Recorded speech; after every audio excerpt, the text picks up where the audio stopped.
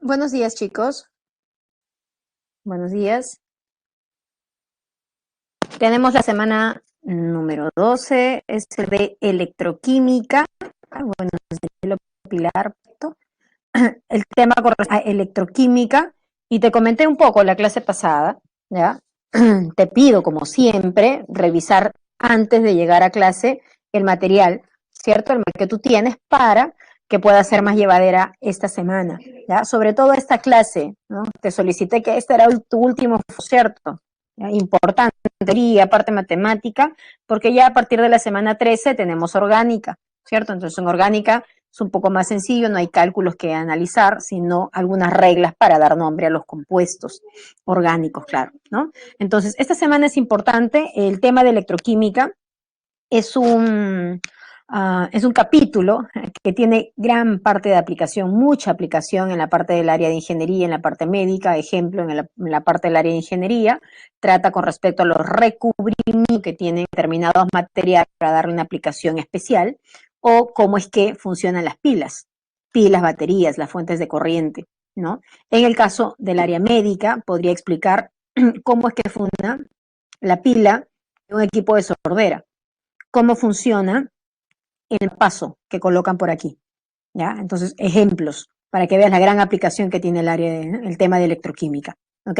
Hay algunos conceptos básicos que inicialmente vamos a manejar para luego entrar a los procesos electroquímicos, que son dos: la electrólisis, proceso electrólico, y el proceso galvánico, voltaico o denominado pila. Entonces vamos a trabajar conceptos previos primero para luego entrar a los procesos, y lo más importante para ti es identificar qué se genera, ¿cierto?, dentro de estos procesos.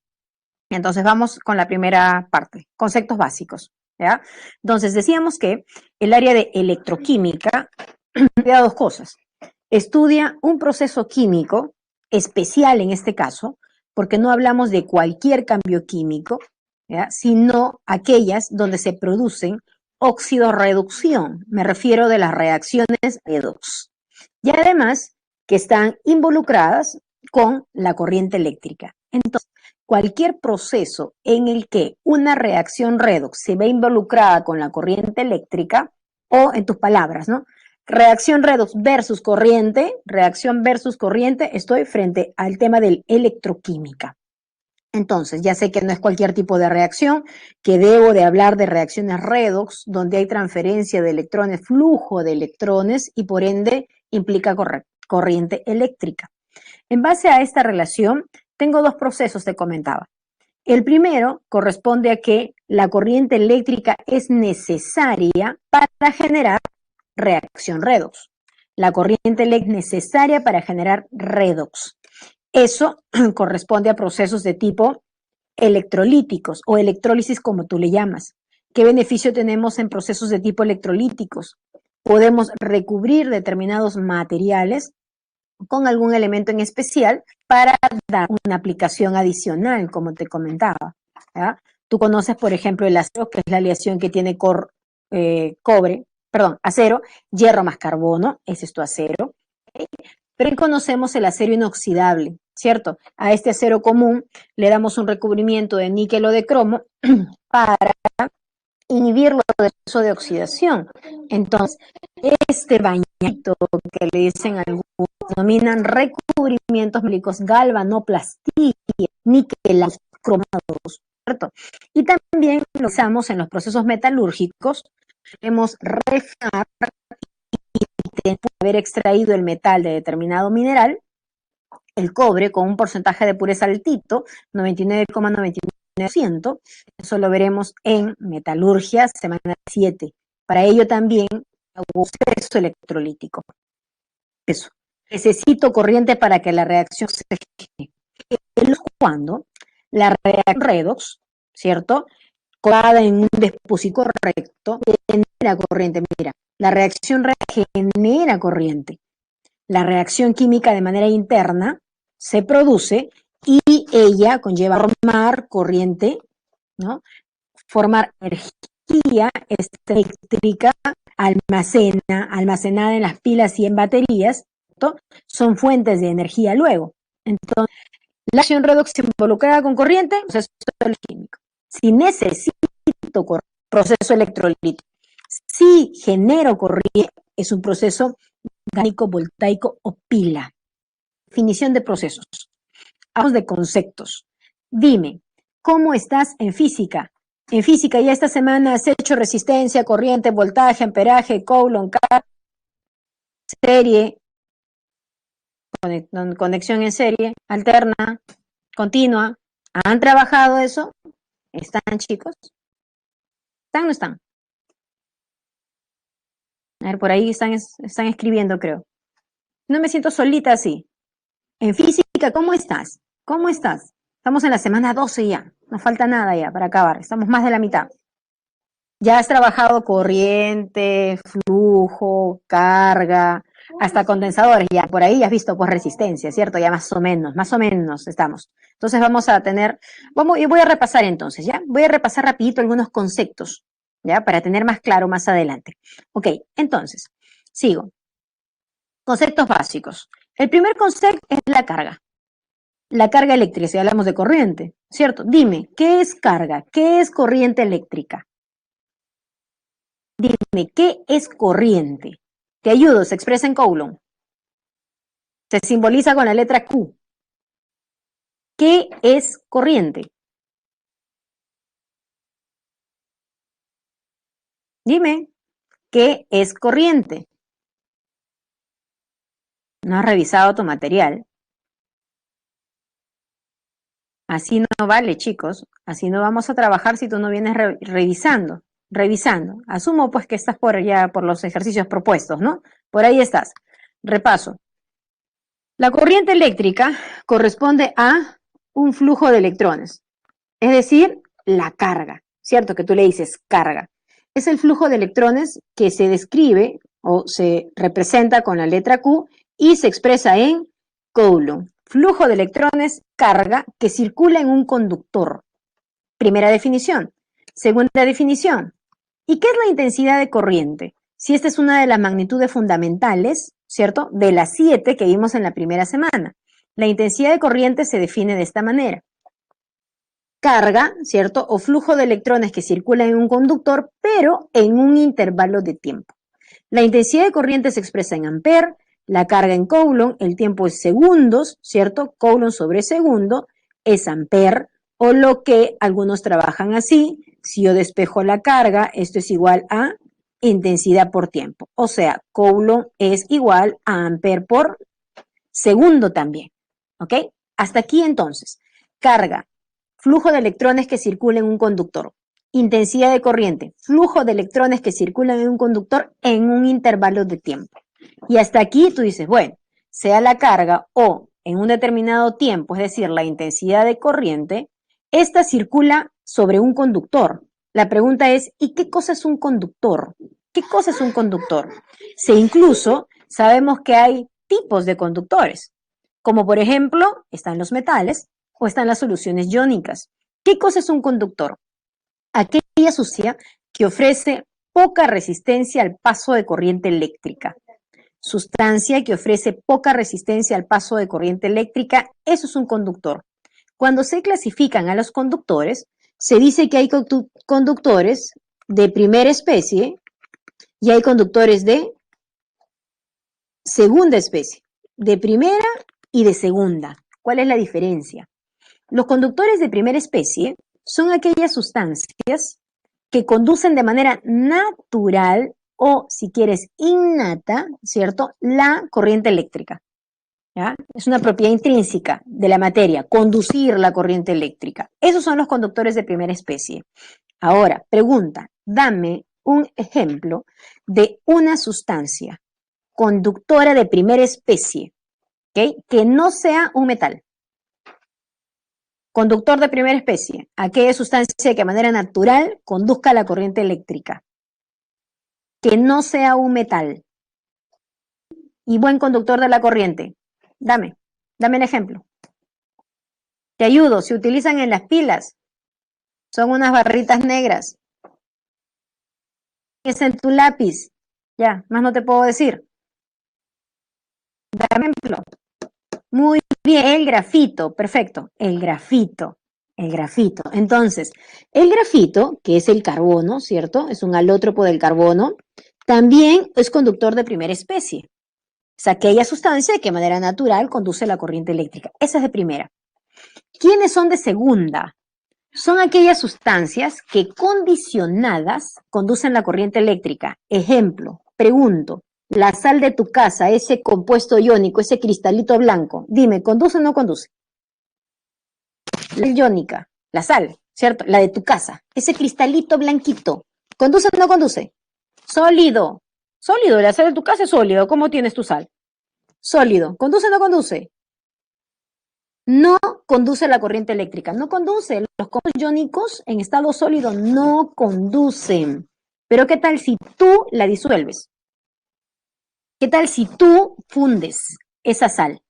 Ahí, fundida o en solución acuosa. Dime, ¿conduce o no conduce? Fundida o en solución acuosa. ¿Conduce o no conduce? Sí, muy bien, sí. Y entonces, si así coincide, así conduce, es porque tú has condicionado la sustancia. Tú la has disuelto. Tú la has fundido. Así conduce. Esas son las conductoras de segunda especie. Son aquellas sustancias que condicionadas conducen la corriente eléctrica.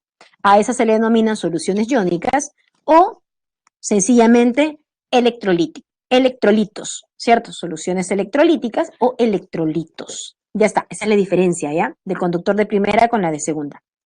¿Qué más debo reconocer? Para armar una pila o una celda electrolítica, ¿qué necesito? ¿Ya? Esto que tú observas aquí simula un vasito, ¿cierto? Vamos a llamarle celda o cuba, un vasito. En el laboratorio un vasito, ¿ok? Ya en la parte industrial pues será un recipiente mucho más grande, ¿ok? Ya, en tu laboratorio un vasito, micro, ¿ya? Un vasito. Este vasito, como tú observas, contiene un líquido, ¿cierto? Un líquido que deba ser capaz de conducir la corriente eléctrica, o sea, un conductor, que ya tú sabes que si está en líquido puede ser la sustancia fundida o puede ser una solución acuosa. Ya está. Y a este líquido, a este electrolito, a este conductor, va a tener sumergido dos electrodos. Estos electrodos no son otra cosa más que conductores. ¿Qué cosa es un electrodo? Un conductor. Es un conductor. ¿Qué cosa es un conductor? Sustancia que ofrece poca resistencia al paso de corriente eléctrica. Entonces, para armar un proceso, yo necesito un dispositivo, ¿cierto? Ese dispositivo constará, en este caso, de un vasito, llamada celda, ¿cierto? Que contiene un electrolito, este líquido que yo observo por acá, este líquido, un electrolito, eso es un conductor, y también tengo dos conductores más. Acá está. Y a estos conductores de manera especial le voy a llamar electrodos. O sea, ¿qué cosa es un electrodo? Un conductor. Nada más. Pero que de manera especial, ¿ya?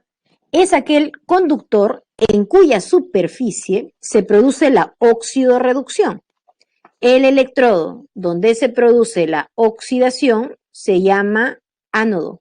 Y el electrodo donde se produce la reducción se llama cátodo. O sea, ¿qué cosa es un electrodo? Aquel conductor en cuya superficie se producirá la oxidorreducción. Un ánodo o un cátodo. Ahora, sumado a lo que tú ya sabías antes con respecto a las reacciones redox, tú sabías que una oxidación implicaba una pérdida de electrones. Y sabías también que una reducción implicaba una ganancia de electrones. Eso tú sabías. Sabías que el se reducía era porque ganaba y el que se oxidaba era porque perdía. Lo único que adicionamos ahora es saber en qué lugar se produce la oxidación. En un lugarcito que se llama ánodo. ¿En qué lugar se produce la reducción? En un lugarcito que se llama cátodo. Eso es lo único que estamos ampliando ahora, en base a lo que tú ya sabes de tu reacción redox. ¿Ok? Ahora, ¿qué más? En base a estos conceptos básicos, ¿qué es corriente? ¿Qué es intensidad de corriente? ¿Qué cosa es un conductor? Cuando este conductor especial le llamo ánodo o le llamo cátodo. A este dispositivo básico tenemos entonces la celda o cuba electroquímica, que puede ser más adelante una celda electrolítica o una celda galvánica. ¿cierto? De acuerdo a los procesos. Vamos a empezar el primer proceso. Empezamos con los procesos electrolíticos, ¿ya? En los procesos electrolíticos, chicos, hay 3 ejemplos básicos que te va a ayudar, ¿cierto?, a poder trabajar cualquier tipo de sustancia o solución que te indiquen. El básico es, vamos a analizar qué le pasa a una sustancia fundida. Segundo, ¿qué pasa en una solución acuosa? Y tercero, básico, ¿qué le pasa al agua? ¿Cierto? Con esos 3 vamos a trabajar y vamos a sacar cuestiones generales para poder hacer rápidamente nuestros ejercicios. Entonces, empezamos. El proceso electrolítico. ¿Cómo se clasifica? ¿Cómo identifico que estoy frente a un proceso electrolítico? Dice, son procesos que necesitan corriente. O sea, no le va a pasar nada a mi reacción si yo no le doy corriente, si no le doy un agente externo. Por eso es que la reacción se clasifica como no espontánea. ¿Qué significa no espontánea? No es natural, pues necesita algo. En este caso necesita corriente. Ahora, pregunta básica también. ¿Y yo para qué? ¿Cuál sería mi objetivo de entregarle corriente eléctrica a una sustancia o a una solución? ¿Para qué le entrego corriente? Dime. Ok, voy a armar mi dispositivo, mira, ve, ahí te lo enseño. En este caso, el proceso electrolítico tiene sus dispositivos, claro, su celda o cuba electrolítica, tiene sus electrodos, ok, acá están sus electrodos. Necesita de corriente, ahí está, ¿cierto? Y voy a armar mi proceso electrolítico. La pregunta es, ¿y para qué le doy corriente? ¿Para qué a través de esta fuente, ¿cierto? Pila o batería, yo voy a suministrar corriente hacia, este caso, líquido, es el agua. ¿Para qué? Cuando tú entiendes el objetivo, ¿cierto?, de por qué entregamos corriente eléctrica, se hace fácil todo, incluso hasta qué cosa se genera, por qué se genera, en dónde se genera. ¿Ya? Ya, muy bien. Por ahí dice Ciro, claro, voy a romper enlaces, ¿cierto? Voy a modificar enlaces con el objetivo de formar, me dice Harold, sustancias lo más puras posibles, sustancias elementales, ¿cierto? No siempre te salen todas elementales, pero lo importante es que yo le doy corriente eléctrica para separar, para descomponer, ¿ok? Y de esa forma genero sustancias que de manera natural no las puedo encontrar en esa presentación y sí requieren su formación para aplicaciones industriales importantes. En este caso, por ejemplo, tenemos el agua, ¿ya? Según este sistema que hemos armado aquí, ¿qué se está generando? Oxígeno e hidrógeno. Entonces, aquí tengo agüita. Y esa reacción yo la coloqué en la segunda semana, cuando hicimos clase de materia. Y dijimos, el agua, que es un compuesto, puede separarse para obtener las sustancias más simples, que son las elementales, a partir de un método químico. ¿Cómo se llamaba? Pregunta en ese entonces. Dijeron, electrólisis, ¿cierto? Pues bien, si a esta sustancia le doy corriente eléctrica, esta se separa para obtener de ella las sustancias más simples, en este caso hidrógeno y oxígeno. ¿Ok? Paréntesis que te comento. Paréntesis, el agua se descompone de esta manera bajo una electrólisis solo si el agua se encuentra acidulada, que significa que se le ha tenido que agregar algunas gotitas de ácido sulfúrico al agua para que recién ahí se convierta en un electrolito y pueda conducir corriente. ¿Ok? ¿Ya? Entonces, comúnmente el agua pura no conduce la corriente eléctrica y en algunos casos habría que darle condiciones, ¿cierto? Para lograr la separación del agua, por si acaso. Por eso es que en la bibliografía tú vas a encontrar en la electrólisis del agua acidulada, ¿qué quiere decir? Que le echaron un poquito de ácido para que se propicie la descomposición, nada más, ¿ok? Solamente el medio. Listo, entonces, recuerda, entrego corriente eléctrica para separar o descomponer a las sustancias más simples posibles, ¿cierto? Y muchas de ellas son puras, Harold. Ahora, ¿qué necesito? ¿Qué más? A ver, ¿qué más? Tengo. Ok. Aquí se observa todo el bosquejo completo, que lo voy a hacer por separado, ¿ya? Más separado. Acá tengo todo el bosquejo completo. ¿Qué necesito entonces para hablar de una electrólisis? Primero, necesito este recipiente, ¿cierto? Que era tu vasito, ¿te acuerdas? Ese vasito, ¿cómo le llamamos? Cuba o celda electrolítica. Necesito aquí adentro, mi electrolito. ¿Quién es mi electrolito? Ah, es catión magnesio con anión cloruro. Ah, ok, mi electrolito es el cloruro de magnesio. Fundido, dice que está, solo es líquido, purito, purito el cloruro de magnesio. Y entonces te preguntaba hace rato, si al cloruro de magnesio yo le doy corriente, ¿cuál es el objetivo? ¿Cuál es el objetivo? Dame de generar por disposición del cloruro de magnesio. Dime, rapidito, ¿qué debo generar? Debo cumplir mi objetivo. Le doy corriente al cloruro de magnesio, lo debo de separar. ¿Qué debo obtener?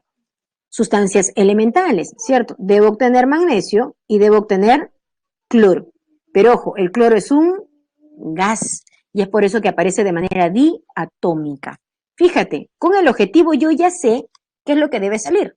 La pregunta es, ¿y cómo salió? ¿Cómo se genera eso? Pues bien, chequea. Tengo mi electro, por lo tanto, en el electrolito tengo catión magnesio y anión cloruro, tengo iones, ¿cierto? Tengo mis electrodos, uno se va a llamar ánodo y el otro se va a llamar cátodo.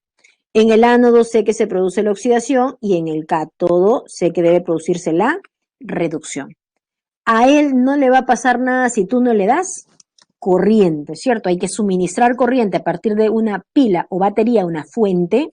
Esta corriente circulará sobre los electrodos, llegará hacia la sustancia y se descompondrá. El catión, como tú observas aquí, catión es fuertemente atraído hacia el cátodo. El catión es atraído al cátodo, cargas opuestas se atraen. Y en el cátodo se produce la reducción, o sea, la ganancia de electrones. Y por ello se forma magnesio. El anión se dirige hacia el ánodo, porque cargas opuestas se atraen. El anión se dirige hacia el ánodo. En el ánodo se produce la oxidación, por lo tanto, la pérdida de electrones. Y ahí tú ves, por ganancia y pérdida de electrones, yo tengo una reacción redox, producto de que se haya entregado corriente eléctrica a este. Y así quiero las sustancias simples, las elementales que yo buscaba. Este es el proceso. Ahora, en este caso, tengo la electrólisis. Mira quién está acá. Cloruro de sodio fundido. En general, entonces, hablamos de qué es lo que le pasa a una fundida. ¿Ya? Compuesto iónico, estado líquido, purito, una sustancia electrolítica. Ok, entonces, ¿qué tengo? Cheque. Tengo el compuesto iónico aquí, el compuesto iónico fundido, tiene cationes y tiene aniones, ¿cierto? Tengo fuente de batería. Mi fuente, batería, suministra corriente, circula sobre los electrodos, llega hacia él y ¿qué hace con la sustancia? La para, ¿cierto? La para. Dime, te leo. ¿Qué genera cuando al cloruro de fundido le entrega eléctrica? Objetivo, debo de separar. Dame los productos. ¿Cuáles productos? Si yo le doy corriente, el cloruro de sodio, ¿cierto? Claro. Dime cuál producto espero.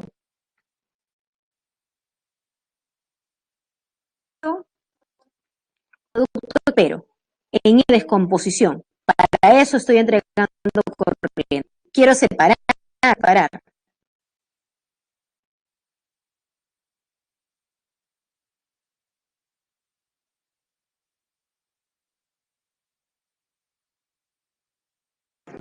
Quiero separar el cloruro de sodio. Si separo, diría, tengo al cloruro fundido. Si yo lo separo, debo tener sodio, tener un gas. Debo tener ya. Ahora, ¿qué ocurre? ¿Qué más? Ah, claro, ahí está, genera oro y se espega. ¿Dónde ocurrió eso? ¿Cómo fue? El cloruro, ¿cierto? Negro oro, que el anión dirigía ánodo. El electrón se dirige hacia el ánodo, cargas traen, y es donde se produce la oxidación, el y la reducción, la ganancia de electrones y de cloro.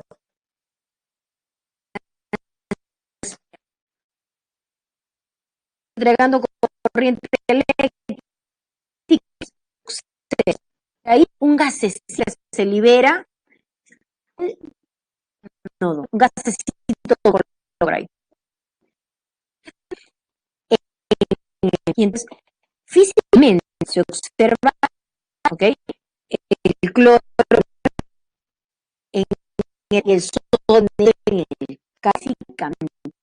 Eso es lo que se observa. Ves que tú vas a eléctrica. ¿Sabes qué puedo? ¿Por qué pasó? Lo mismo, otra vista.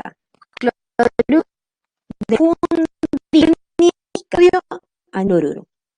Este es fuente de corriente. Esta fuente de corriente fluye electrodos hacia la distancia. Objetivo, separar. Va a separar. Mira, los electrones, ¿cierto? Ahí hay un flujo de electrones se dirigen hacia todo, los aniones se dirigen a todo, el producto de ello que otra, ahí está, entre y ahí los fluyen de nodo hacia la formación en el todo genera el ánodo genera pérdida, lo que se observa. Pues mis reacciones, lo siguiente, ¿cierto? Como tú estás acostumbrado a hacer tu red, trabajar tu sección y de entonces, tengo ganancia y pérdida de electrones. Estoy copiando igual a por acá. Electrones, un electrón se reducción y dos se pierden. Pero como tú sabes, la ganancia y pérdida debe ser la misma. La ganancia y pérdida debe ser la misma. Por lo tanto,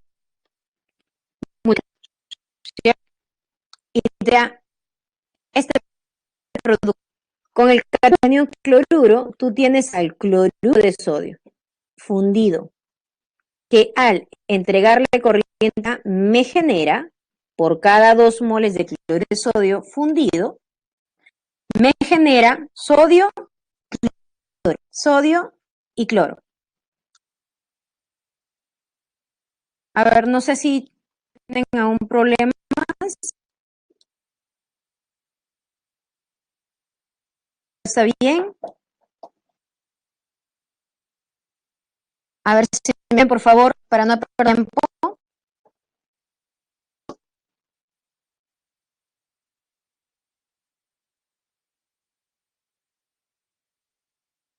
¿Se escucha o no se escucha? Coméntame, por favor, a solucionar, no perder tiempo. En eso, ya, definitivamente hoy no es mi internet. Tengo aquí ahorita la conexión. Tengo 150 de megas, 150.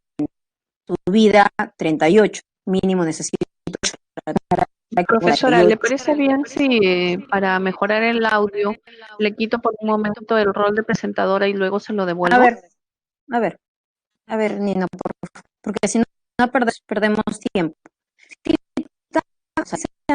Rápidamente y podemos sonar, para no perder tiempo, chicos.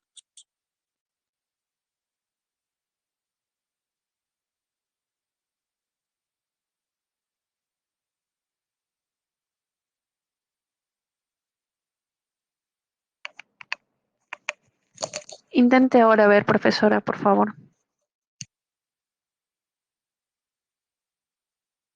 Ya, a ver, me por favor.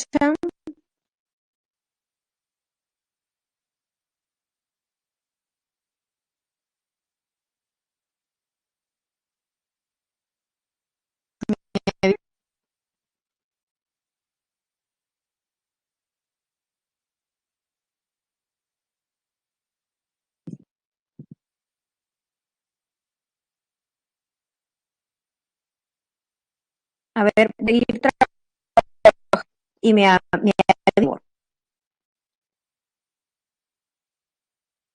Está bien entrecortado el audio.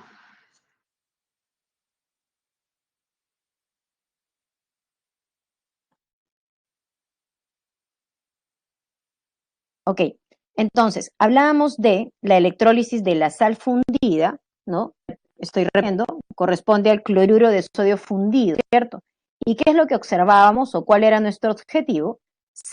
Separar y obtener de él sodio y cloro. Entonces, observábamos que en esa sal, chequea por favor, la diapositiva está animada, ¿ya? Eso, ahí normal, en ese momento la corriente eléctrica, ¿cierto? Es llevada hacia la sustancia se separa y por ende los iones se dirigen hacia el átomo, los iones hacia el ánodo y se produce la oxidorreducción como ya habíamos observado. Entonces, tengo cation y tengo anión, tengo ganancia y tengo pérdida de electrones. Producto de ello, debo de generar mis reacciones. ¿Cuáles son mis semirreacciones? Ese redox espera. Con sodio gana un electrón para sodio. Anión cloruro pierde el electrón cloro. Las reacciones. Y ahí están. Copiando igual. Cation pasa a sodio, anión pasa a cloro. Y analizo. Hay ganancia, es reducción. Pérdida es una oxidación. ¿Cierto? Ahora, como tú hacías en redox, hay una mol de electrones ganados, 2 moles de electrones perdidos, deben ser iguales, por lo tanto, multiplico, ¿cierto? Multiplico por ese factor que haga posible que el número de electrones ganados y perdidos sean los mismos. Luego de eso, sumamos, ¿cierto? Sumamos, teníamos nuestros productos. Entonces, cation sodio y anión cloruro, esto para ti es tu cloruro de sodio fundido, al cual le estamos entregando corriente eléctrica. Yo observo que por cada 2 moles de cloruro de sodio fundido, obtengo 2 moles de sodio líquido y 1 mol de cloro gaseoso. Esto es lo que yo esperaba. Cada vez que tú entregas corriente a la sustancia o solución, entonces, ¿qué pasa? Se separa y obtengo las sustancias más simples o elementales. Ya está. Eso pasa en una sustancia fundida. ¿Qué ocurre si tuviera una solución acuosa? ¿Qué ocurriera? Chequea. En una solución acuosa, pues mira acá, tengo una solución acuosa, la electrólisis va a cambiar. ¿Por qué? Lo que se genera depende de a quién tú le das corriente eléctrica. En este caso le estamos dando a la solución acuosa de cloruro de sodio. Y aquí tenemos al cation sodio, al anión cloruro y también tenemos al agua. Por lo tanto, ¿cierto? Habrá opciones de quienes se puedan oxidar o quienes se podrán reducir. Y entonces, aquí, ¿qué debo analizar? Cuando yo encuentro o doy corriente eléctrica hacia la sustancia o solución en este caso, los productos que se generan en determinados electrodos dependen de la facilidad que tienen cada uno de estos participantes, ya sea para oxidarse o para reducirse. Te pregunto, me pongo en el caso, tengo una barra de hierro, una, ¿ok? Ambos son colocadas en contacto con el ambiente, con el oxígeno. Barra de hierro, barra de oro. Ambos son metales. Ambos están en contacto con el oxígeno. Pregunta, dime, ¿quién se oxida? ¿Quién se oxida? ¿El hierro o el oro?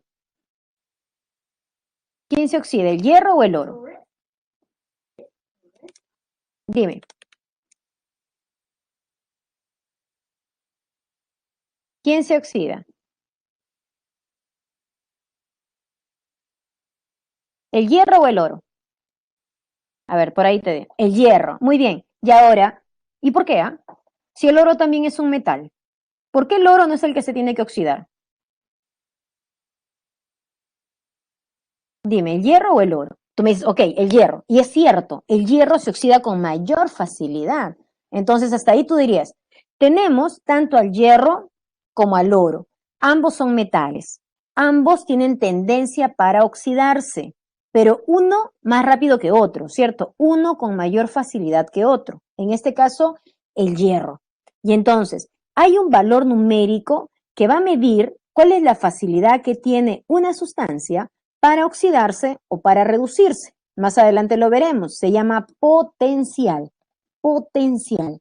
¿Ya? El potencial de oxidación o el potencial de reducción va a medir la facilidad con que la sustancia puede oxidarse o reducirse. Ambos son metales, muy bien. Ambos tienen carácter metálico, correcto, pero no todos con la misma tendencia, ¿cierto? Con la misma intensidad. Entonces, en este caso yo analizo. Se puede reducir el catión sodio, pero también se puede reducir el agua, porque aquí está, ¿cierto? Se puede oxidar el anión cloruro o también se puede oxidar el agua. Entonces tengo esas 4 opciones. 2 solo deben de ocurrir, ¿cierto? Alguien debe de oxidarse, alguien debe reducirse. Entonces, cuando se realiza esto de manera experimental, observamos, por ejemplo, que por un ladito en el ánodo se está generando un gasecito, ¿cierto? Es un gasecito verde que tú observas por acá. Y en el cátodo también se observa otro gasecito, un gasecito blanquito por ahí, ¿cierto? Entonces, observo que en ambos casos salen gases. Producto de ello, entonces, ¿qué se habrá generado en el ánodo y qué se habrá generado en el cátodo? Entonces, cuando se tienen, y escúchame bien, cuando yo tengo soluciones acuosas, la de hace rato era fundida, cuando es fundido, sale el metal correspondiente y el anión. Ya está. Cuando se tiene solución acuosa, tenemos al agua como participante también aquí. Y escúchame, si yo tengo una solución acuosa, lo que vas a hacer primero es chequear al catión. Si ese catión viene, escúchame, del grupo 1A, del grupo 2A o del grupo 3A, cuando se encuentre en solución acuosa, si el catión viene de uno de estos grupos de la tabla periódica, al metal no le pasa nada. ¿Por qué? Porque tiene un bajito potencial de reducción. Por lo tanto, quien debe de reducirse es el agua. ¿Está bien? Te repito, si tengo soluciones acuosas, el agua interviene, chequeo al catión. Si el catión viene del grupo 1A, del 2A, del 3A, o sea, metales alcalinos térreos y la familia del boro, al metal no le pasa nada, siempre y cuando se encuentre en solución acuosa. ¿A quién le debe pasar entonces algo? Al agua. Estoy hablando de la reducción, ¿cierto? En el catión. Listo. Ahora, en el anión observamos, ¿no? De que ¿quién se está oxidando? Pues es el cloro, es la característica del gas que se genera. Otra vez, en el ánodo se genera la oxidación, como observas aquí, y en el cátodo, dice, es una semicelda diferente en el cátodo. ¿Qué se estará generando en el cátodo? Pues como al metal no le pasa nada, al agua debe estarle pasando. En el cátodo se reduce el agua y por reducción del agua lo que se genera es hidrógeno. Ahorita vamos a ver la electrólisis del agua también. Por reducción del agua se genera hidrógeno. Entonces, tenemos reducción del agua en el cátodo y oxidación del anión cloruro en el ánodo. ¿Estamos? Eso es lo que debe suceder en la solución acuosa. ¿Ya? ¿Qué más tengo? A ver, aquí. ¿Ya? Voy a seguir analizando a esa acuosa. Ya reconocí que el que se debe reducir es el agua y el que se debe oxidar es el anión cloruro. Ya lo reconocí. Entonces busco mis semireacciones.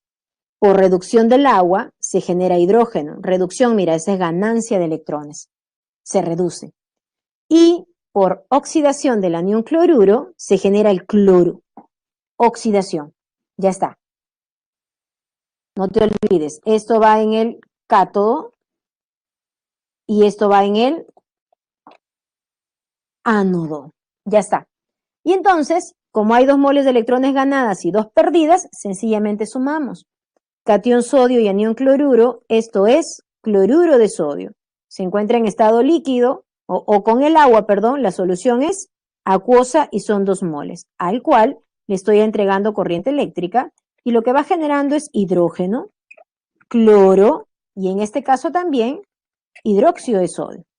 Es decir, que los productos van a variar dependiendo que si la sustancia sea fundida, o se encuentre en solución acuosa, ¿ok? O en solución acuosa. Así que de esa manera vamos a poder identificar, ¿ok? Listo.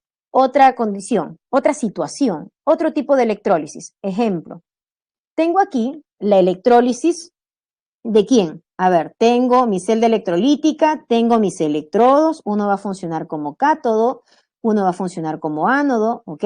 Tengo mi fuente de energía, mi pila o batería, corriente externa, ¿cierto? Una fuente que me va a suministrar corriente, llegará sobre los electrodos hacia la sustancia.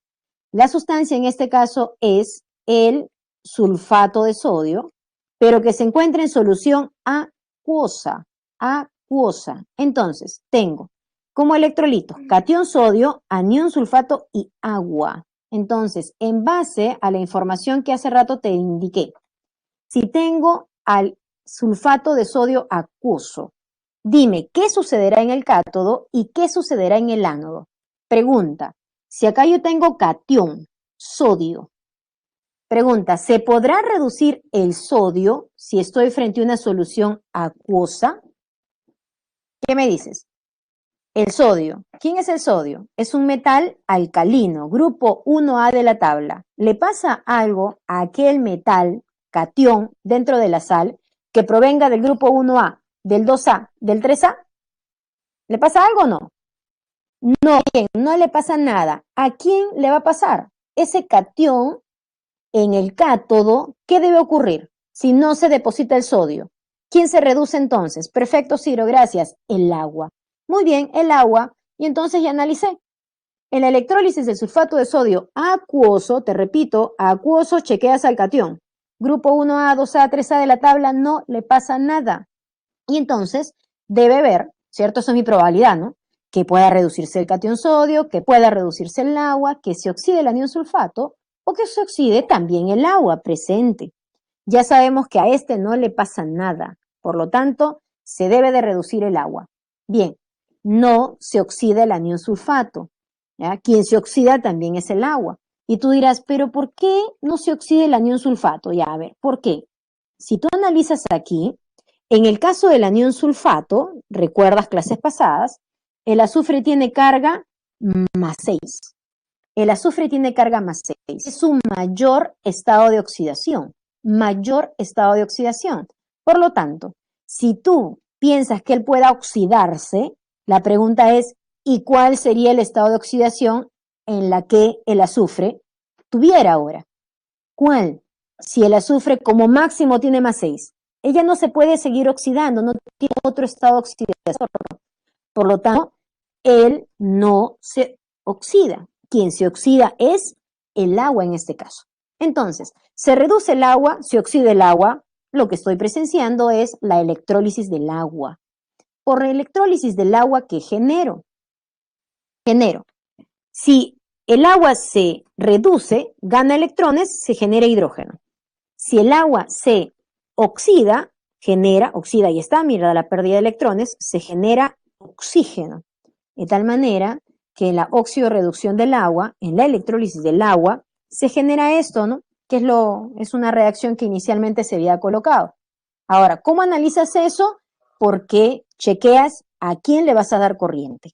Ahora, para que quede más claro esto, voy a hacer nuevamente eso de manera más detallada, ¿ok? Para que veas cómo se ha hecho el balance ahí, si no está bien claro.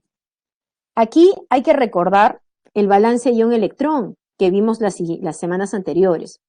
Al agua, te repito, acidulada, le voy a dar corriente eléctrica, objetivo, tener sustancias puras o elementales. Incluso, como tú ya sabes el balance, me dices, esto debe terminar así. Esto es lo que yo busco, Por eso doy corriente eléctrica. Entonces, ¿cómo se generan esas semireacciones? Vamos a iniciar así. Decimos, al agua yo le doy corriente eléctrica para obtener hidrógeno. Al agua yo le doy corriente eléctrica para generar oxígeno. Voy a analizar esos dos, ¿ya? Ahora, debo de recordar el balance ion-electrón. Voy a empezar por el oxígeno, que va más sencillo. Mire, 2 oxígenos en el producto, 2 oxígenos en el reactante. 4 hidrógenos en el reactante, debo tener 4 hidrógenos en el producto. Donde falte hidrógeno se completa con H+. Recuerda, semana 8 o semana 7. Ahora, carga. Acá tengo más 4, ¿cierto? Tengo 0 en el reactante, por lo tanto, esto se anula con 4 electrones. Más 4, menos 4, 0. Hay una pérdida de electrones y esa pérdida implica una oxidación. Y ya tú sabes que la oxidación se genera en el ánodo. ¿Qué más? Sigo mi balance. 2 hidrógenos, ya está. Un oxígeno, acá me falta oxígeno. Ojo, donde falte oxígeno completas con OHs. Pero si acá hay un oxígeno y acá también hay, pues ahora el hidrógeno me falta, ¿no? Tú completas el balance y ahí lo tienes completo. 4 hidrógenos en el reactante, 4 hidrógenos en el producto, 2 oxígenos en el reactante, 2 oxígenos en el producto, perfecto. Carga, 0 en el reactante, pero en el producto hay menos 2, por lo tanto, menos 2 también en el reactante. Observo una ganancia y la ganancia implica una reducción. Y la reducción se genera en el cátodo. Entonces aquí observo que por reducción del agua se genera hidrógeno. Por oxidación del agua se genera oxígeno. Ya está. Ahora, para seguir tu redox, dices, hay 2 moles de electrones ganadas, 4 moles de electrones perdidas, pero deben ser igual. Por lo tanto, a todo él multiplico por 2. Multiplico y sumo a la vez. Va, 2 y 2, 4 electrones en el reactante, más 2 y 2 ahí arriba, 2 y 2, 4 de agua, más 2 abajo, 6 moles de agua. Me generan 2 moles de hidrógeno, más 1 mol de oxígeno, más 4H más, chequea aquí arriba, 2 y 2, 4 OHs, más 4 moles de electrones.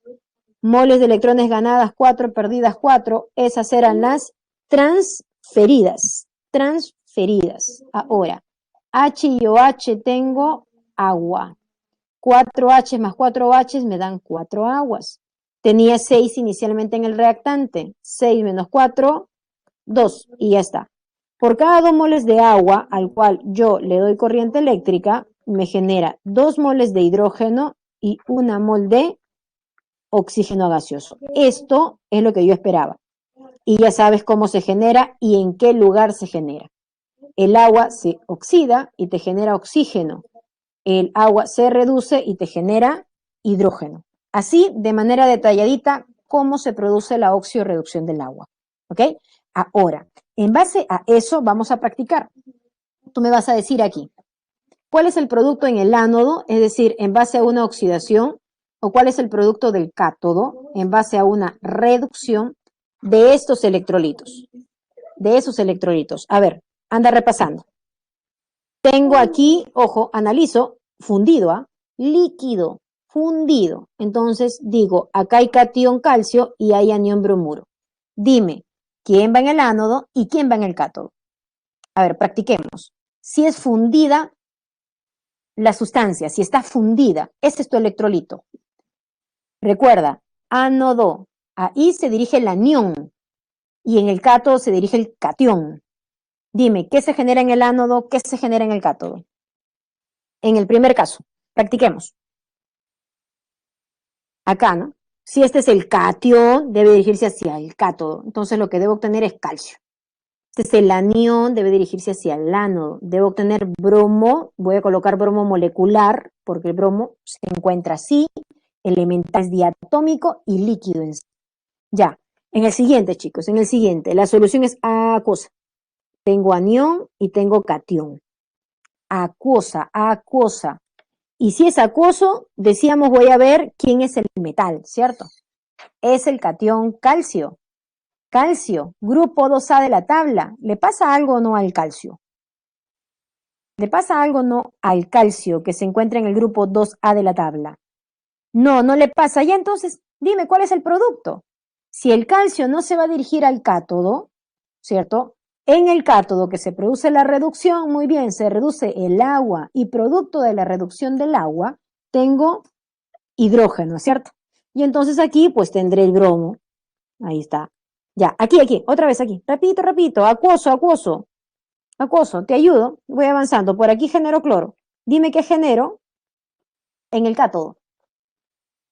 ¿Le pasa o no algo al níquel? ¿Le pasa o no algo al níquel? ¿Le pasa o no le pasa?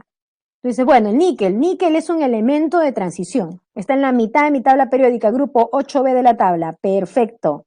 Níquel por acá. Níquel. Al níquel sí le pasa algo. Cuidado, Félix. ¿Ya? Ahí generarías hidrógeno siempre y cuando el catión de esta solución, ¿cierto?, sea del grupo 1A, 2A o 3A. En este caso es del 8A. El níquel sí se deposita, sí se hacen los niquelados. Ya, siguiente acá. Ahí, el cobre. Dime, ¿le pasa algo o no al cobre? Muy bien, cobre, perfecto. Sí, el cobre se deposita y por aquí se oxida el agua, genera oxígeno. Ya hemos visto hace rato, oxígeno. Ya, sigue, en el anterior, en el siguiente acá. Acuoso. Dime, ¿qué se forma en el cátodo? En el cátodo. Aquí se forma la plata, pues porque la plata siempre se reduce y eso tú lo sabes. Y aquí se genera oxígeno porque hay agüita. En este último, en el sulfato de aluminio, dime, ¿qué se genera en el cátodo? ¿Qué se genera en el cátodo? ¿Mm? Muy bien, Astrid, muy bien. Porque tú dices, ojo, aluminio. El aluminio es un elemento del grupo 3A de la tabla. No le pasa nada, pero está el agua. Entonces el agua se va hacia el cátodo, ¿cierto? Y es ahí donde se genera, por reducción del agua, hidrógeno. Y por oxidación del agua, oxígeno. Ya está. De esa manera, entonces estamos repasando, ¿no? Repasando los productos que se pueden generar. Perfecto. En base a ese análisis, el resto es matemática. ¿Y cuál es nuestra matemática? Lo que nos dice Faraday. Las leyes de Faraday establecen la relación cuantitativa que hay en un proceso electrolítico. Es decir, cuanto más corriente doy, más masa debo generar, ¿cierto? Cuanto más tiempo circula mi corriente en determinado dispositivo, más masa debo generar, ¿cierto? En el ánodo, o sea, en el cátodo. Eso me describen las leyes de Faraday. A ver, ¿qué más me dice Faraday? Faraday describe lo siguiente, ¿ya? Cuidado aquí. Michael Faraday, fue un físico químico que relacionó y dio mucha importancia con respecto a la cantidad de corriente que circula, ¿no?, sobre los electrodos y cuánta masa se genera. Entonces, tan importante fue el aporte que nos dio Faraday de que a él, a su apellido, le dieron una equivalencia, porque tú sabes que un Faraday equivale a 96.500 Coulomb, que es una carga. La pregunta es, ¿una carga para qué? ¿Cierto? Esa cantidad de carga se requiere para transferir una mol de electrones o depositar, se refiere a sólidos y líquidos, o liberar, en el caso de los gases, un equivalente gramo de sustancia. Entonces, ¿qué necesito que recuerdes aquí? Por cada Faraday, un mol de electrones. O al revés, cada mol de electrones transferidos en un proceso se requiere un Faraday. Voy a regresar, dame un ratito, dame un segundo, regreso aquí. En esta electrólisis que es del agua, ¿cierto? Dime, ¿cuántas moles de electrones en esta reacción redox se han transferido? En esta reacción redox, dime, ¿cuántas moles de electrones se han transferido? ¿Cuántas? En este balance. Tú observas cuánto se gana, cuánto se pierde, haces, ¿cierto?, ese artificio numérico, ¿ah?, para que el número de moles de electrones ganadas y perdidas sean iguales. Y cuando hacemos el balance, hacemos, se ganaron 4, se perdieron 4, o sea, se transfirieron 4. En esta reacción redox se han transferido 4 moles de electrones. Pregunta, ¿a cuánta corriente equivale eso? Si hay 4 moles de electrones, ¿a cuánta corriente equivale eso? Si Faraday dice, por cada mol de electrones, un Faraday. Muy bien, Ciro, gracias. Aquí hay 4 moles de electrones que se han transferido, o sea, se han necesitado, como dice Ciro, 4 Faraday. La pregunta es, ¿para qué? Por cada 4 moles de electrones se requieren 4 Faraday. Entonces, ¿para qué? Por cada 4 Faraday que tú le das al agua, se descomponen 2 moles de agua, se generan 2 moles de hidrógeno y 1 mol de oxígeno. Entonces, pregunta, si yo al agua le doy 8 Faraday de corriente, dime, ¿qué sucede? ¿Cuántas moles de agua se descompusieran? Si yo doy 8 Faraday de corriente en un dispositivo que contiene agua, ¿cuántas moles de agua se descomponen? ¿Cuántas moles de hidrógeno y de oxígeno se generan? Entonces, aquí lo que se debe de respetar es la estequiometría. ¿Estamos? Un Faraday, 1 mol de electrones, repito, acá 4 moles de electrones se han transferido, o sea, se han necesitado 4 Faraday. Si yo quiero descomponer 2, si quiero formar 2 y si quiero formar 1. Pero si yo daría 8 Faraday, se descompusieran 4, se formaran 4 y se formaran 2. ¿Estamos? Esa es la relación estequiométrica y puedes jugar con la cantidad que tú das. En una reacción, moles de electrones transferidas corresponden a los Faraday. Ahora, ¿qué más dice Faraday? Que para determinar esa masa, ¿cierto? Necesito el peso equivalente de la sustancia. ¿Por qué? Porque estas moles de electrones dependen del equivalente gramo de la sustancia, que tú has visto en la semana 10. ¿Cómo se calcula el peso equivalente? De esta manera. Masa molar de la sustancia generada entre un factorcito, que corresponde al número de moles de electrones transferidas, ¿ya? Que en el caso de los metales coincide con la carga. Ejemplo, aquí, tengo el catión sodio. El catión sodio gana un electrón y se convierte en sodio elemental. El catión sodio gana un electrón y se convierte en sodio elemental. Es ahí donde tú observas. Esta es la masa molar. Esto es lo que se ha formado. Su masa molar es 23, me darán de dato. Por esta mol de sodio que se ha formado, se ha transferido 1 mol de electrones. Por lo tanto, su peso equivalente es 23. Por eso te decía que en el caso de los metales coincide con el estado de oxidación, ¿cierto? 23. Otro ejemplo. Tengo aquí, en la oxidación del agua. Se ha generado oxígeno. Quiero el peso equivalente de él entonces. Se ha formado 1 mol de oxígeno. Y 1 mol de oxígeno pesa 32 gramitos. Por esta mol de oxígeno se han transferido 4 moles de electrones. Ahí están los 4. Por eso es que el peso equivalente del oxígeno es 8. Así se determina el peso equivalente. ¿Ok? Por cada mol de sustancia formada, ¿cuántas moles de electrones se han transferido? Ahora, en función a eso, tenemos la primera ley de Faraday. ¿Qué dice la primera ley? Bueno, que la masa que se genera es proporcional a la cantidad de carga que circula. Se puede calcular de esta manera. Peso equivalente por la carga, pero como tú sabes esto, que la intensidad es carga sobre tiempo, estoy despejando y reemplazar la carga, que es igual a la intensidad por tiempo, que es lo que estoy colocando acá. Ahora, esta operación que puede ser muy sencilla por muchos, ¿cierto? Entonces, solo necesito que tengas cuidado esto.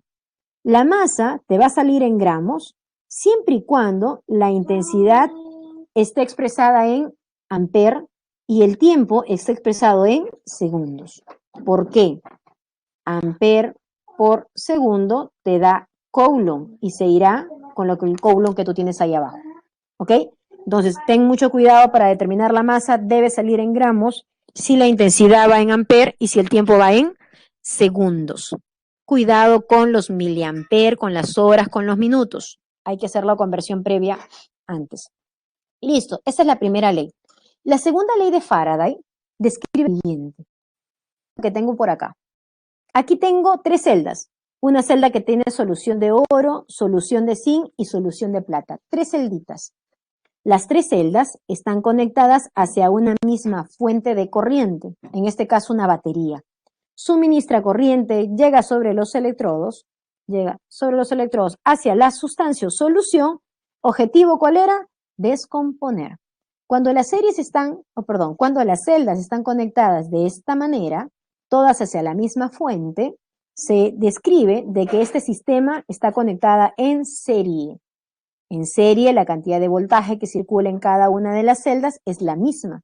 Y entonces Faraday dice lo siguiente: si a esta celda le llega la misma cantidad de corriente que acá, la misma cantidad de corriente que aquí, por el mismo intervalo de tiempo, la sustancia generada aquí, aquí y aquí debe ser proporcional a un valor importante que es el peso equivalente. Chequea acá. Mira cómo se transfiere la corriente. La corriente viene desde la batería o pila, ¿cierto? Circula sobre los y llega hacia las sustancias. Objetivo de ellas, descomponerlas. ¿Y qué voy generando? Bueno, el oro se reduce, pasa de +3 hacia oro elemental, así como se genera el zinc, y así como se genera la plata. Entonces, la segunda ley de Faraday me dice, en este caso, que la masa de oro depositada, la masa de zinc depositada y la masa de plata que se deposita es proporcional a sus pesos equivalentes, porque en este caso circula la misma cantidad de corriente por el mismo intervalo de tiempo, ¿cierto?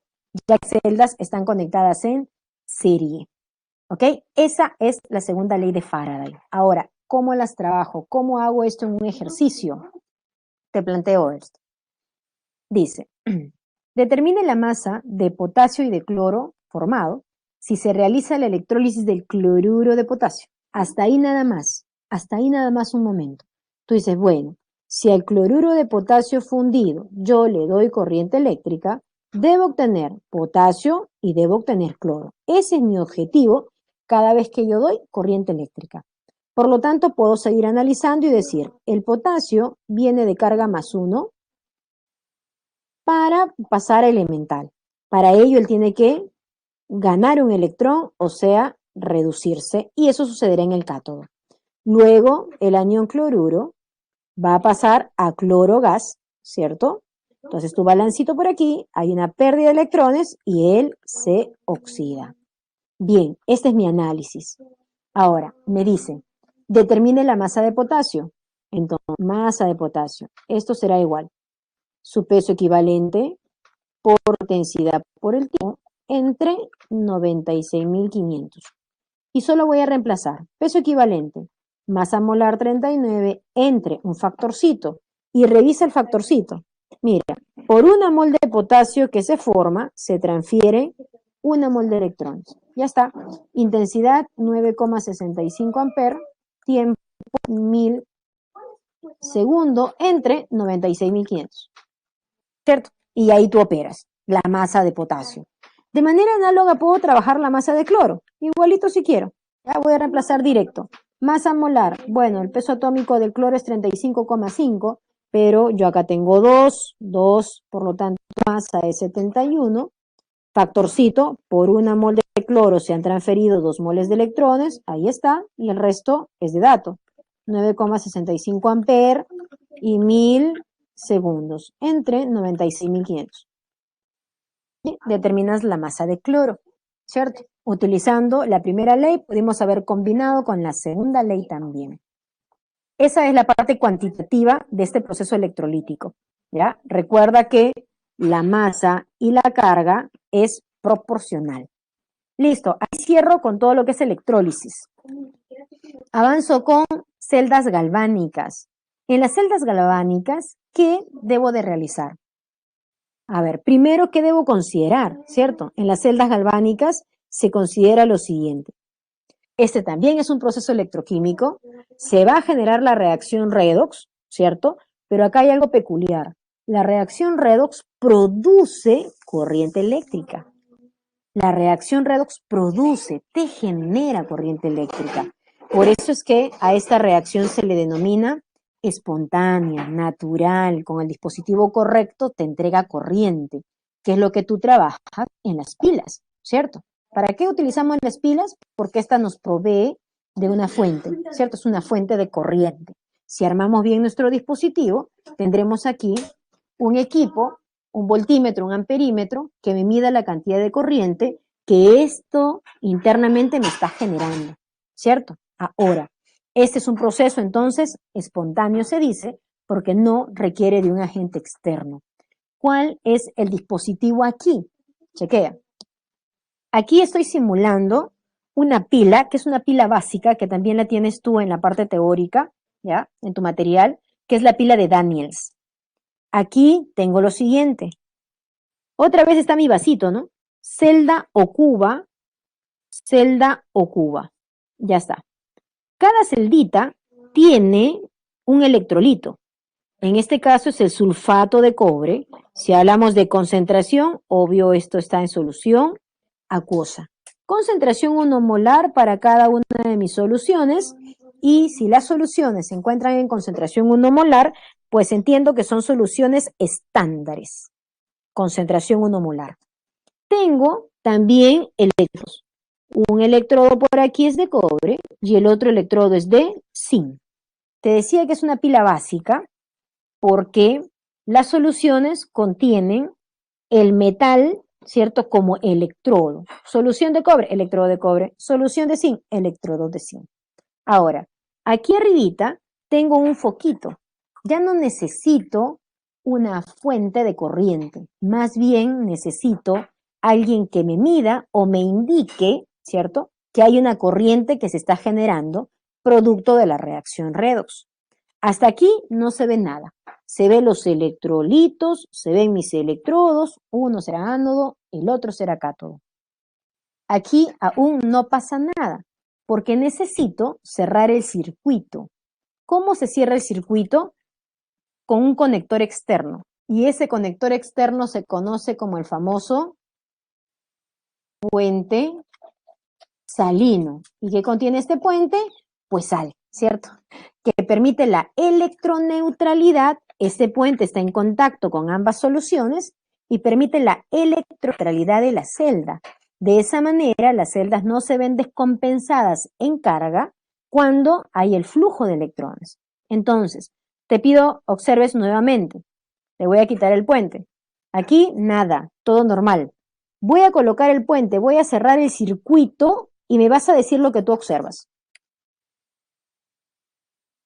Cierro el circuito y ¿qué observé? Dime, ¿qué pasó con el electrodo de cobre y qué pasó con el de zinc?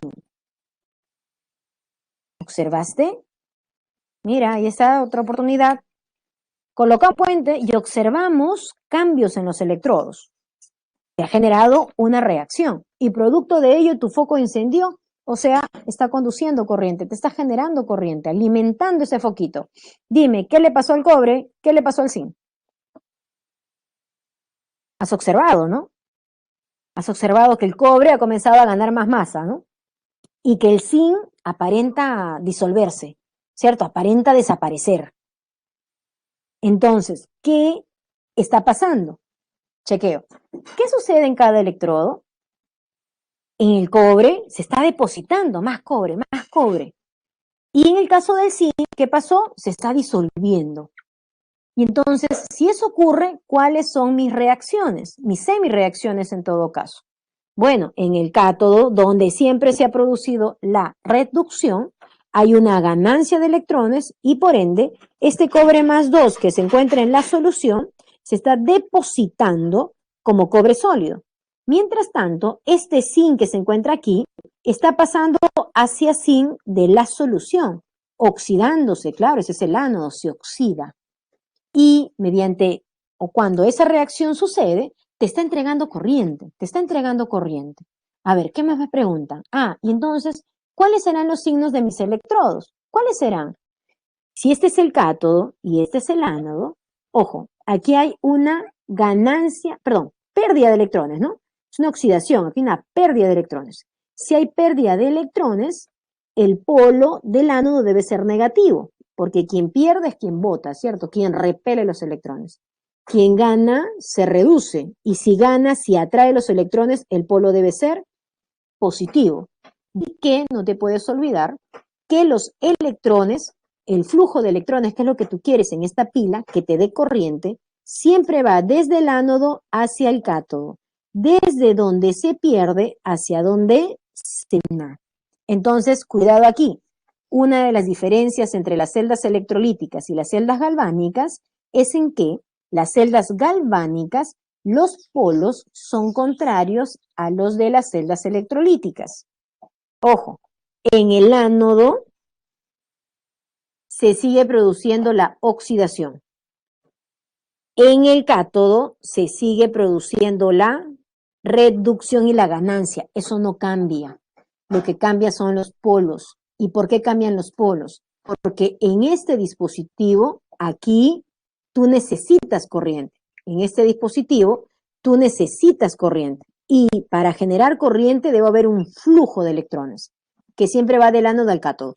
En el caso de la celda electrolítica, tú no buscas corriente. Es más, se necesita corriente para generar sustancias y propiciar la movilización de los iones, el catión hacia el anión hacia el ánodo.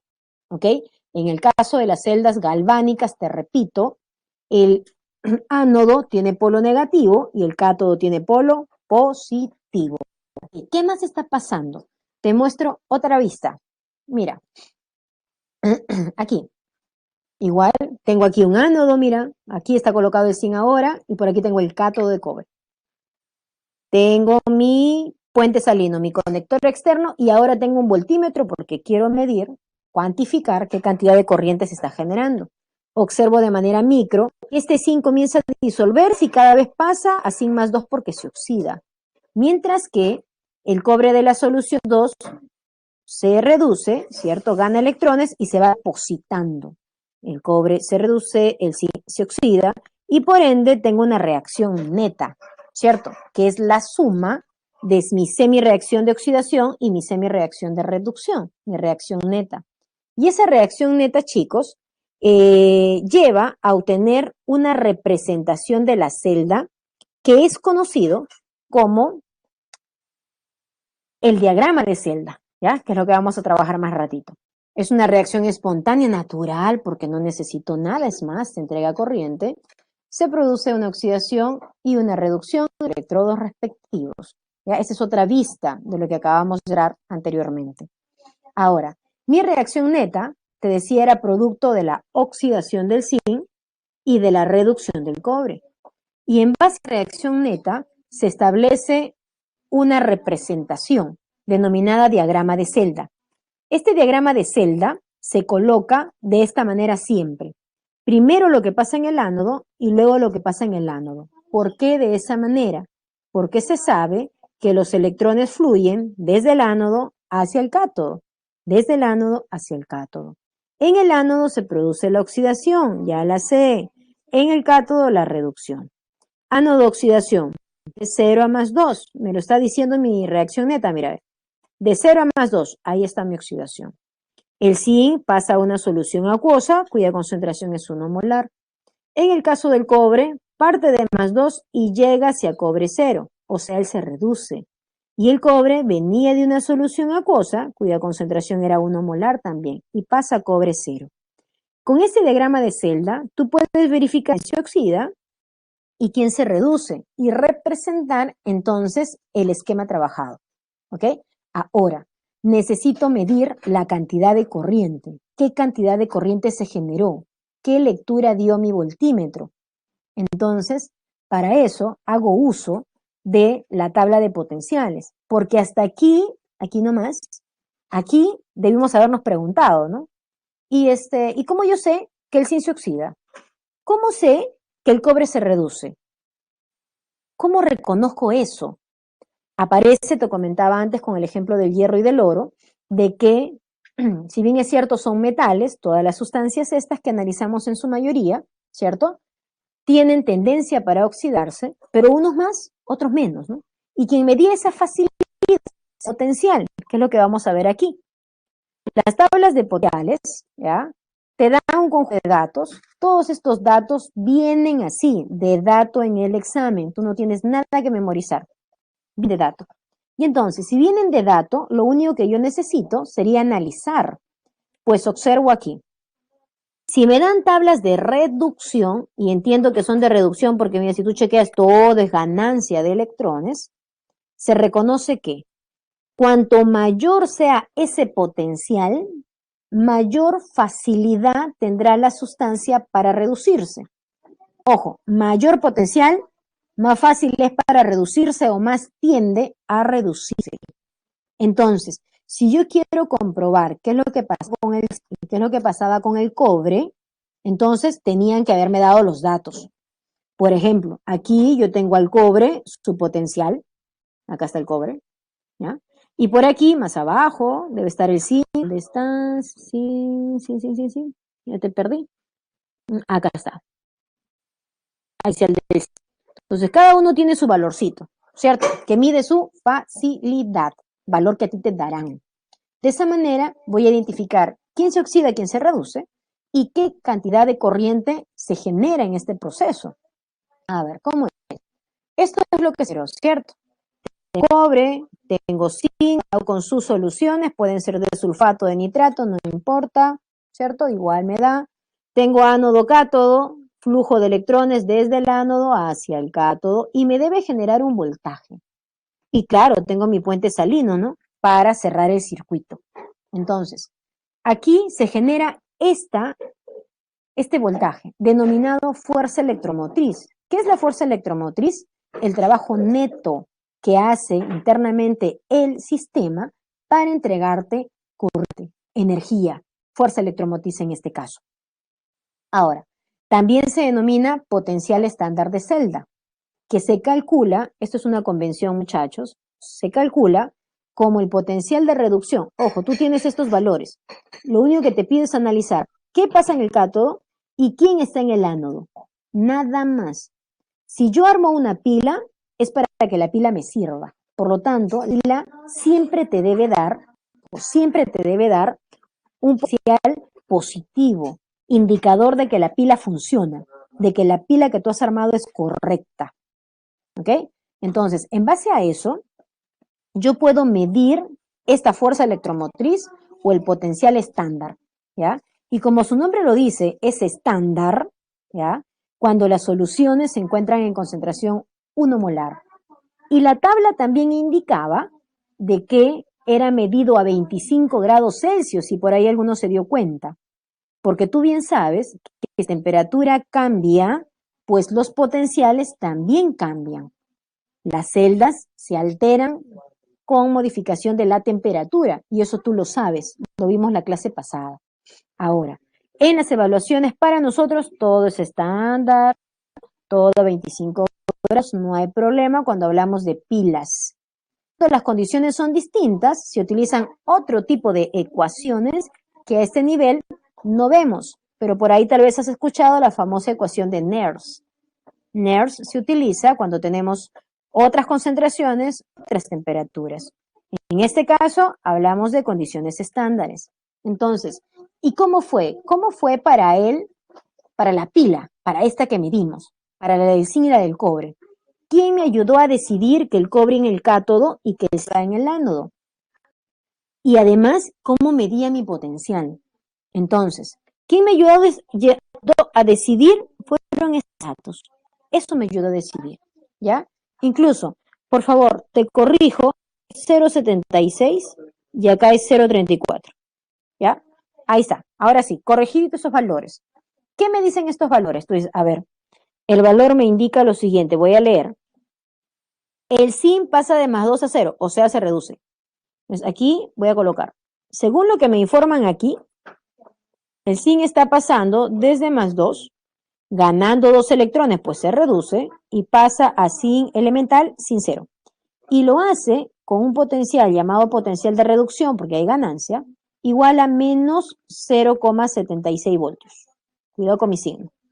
Además, me informan, me dan de dato, que el cobre pasa de +2 de la solución acuosa gana 2 electrones y pasa a cobre elemental, cobre 0, y eso lo hace con una facilidad, se llama potencial de reducción, igual a más 0,34 voltios. A ti te van a dar estos dos datos. Lo único que yo te pregunto es, dime, si yo tengo al zinc con una facilidad de menos 0,76 voltios para reducirse, y el cobre con una facilidad para reducirse de más 0,34 voltios, dime entonces, ¿quién debe de reducirse en base a estos valores? ¿El zinc o el cobre? Dice, el que tiene mayor potencial de reducción se reduce. O sea, como dice Astrid, según el valor, el cobre debe de reducirse. Por eso es que el cobre se adopta en el cátodo. Y si el cobre se reduce, dime qué le toca al zinc. ¿Qué le toca al zinc si el cobre decide reducirse debido al potencial? ¿Qué le toca al zinc? Si el cobre se reduce, pues el zinc, caballero, ¿no? Tiene que oxidarse. Y entonces, luego de ese análisis, lo único que hacemos es reemplazar. Solo reemplazar, mira. Ya definí, he analizado de que el cobre es el que se reduce y el zinc debe ir hacia el ánodo porque ahí se debe oxidar. Nada más, terminó tu análisis, el resto es tu matemática. Ten cuidado con los signos. Voy a reemplazar potencial de reducción del cobre más 0,34. Potencial de reducción del zinc menos 0,76. Cuidado con el signo. Sumamos o restamos en este caso y tenemos 1,10 voltios.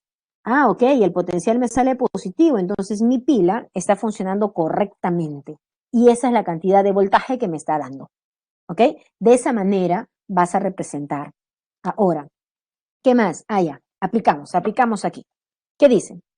Se construye una celda, una pilita, ¿ya? Con alambres de magnesio y de plomo, o sea, son sus electrodos. Hay soluciones de nitrato de magnesio y nitrato de plomo. Determine quién es el ánodo y cuál es el potencial estándar de la celda.